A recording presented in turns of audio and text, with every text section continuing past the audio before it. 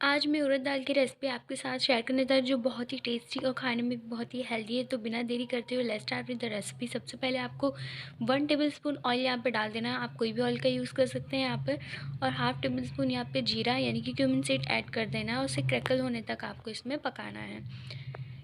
फिर उसके बाद मैं 1 ऑनियन को चॉप करके यहाँ पे डाल रही हूँ। प्याज को ज़्यादा बारीक नहीं करना, आपको हल्का सा चॉप करके इसमें डाल दें और इसे अच्छे से स्टर कर लेना है आपको इस तरह से। प्याज को आपको 2 से 3 मिनट तक इसी तरह से पकाना है ताकि वो कच्चा ना रहे। कंटिन्यूसली आपको स्टर करते रहना है इसे। इसके बाद यहाँ पर 1 टेबलस्पून आपको जिंजर गार्लिक का पेस्ट ऐड कर देना है। इसे भी अच्छे से आपको स्टर कर लेना है। 2 मिनट तक इसी तरह कंटिन्यूसली आपको चलाते रहना है।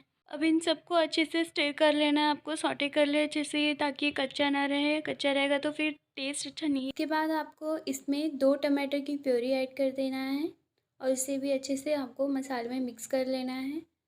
2 मिनट तक इसे आप सौटे कर लें। 2 ग्रीन चिलीज़ को यहाँ पे स्लिट करके इसमें डाल देना है और फिर 2 टेबलस्पून यहाँ पे कोरिएंडर पाउडर यानी धनिया पाउडर ऐड कर देना है।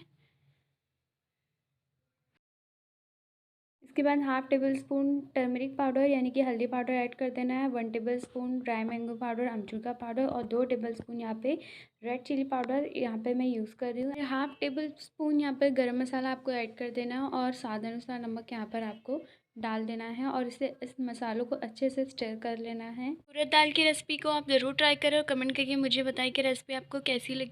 3 टेबल स्पून कर्ड आपको यहाँ पे डाल देना है और 1 कप दाल को यहाँ पे भिगोकर डाल देना है और इसे अच्छे से मिक्स कर देना है।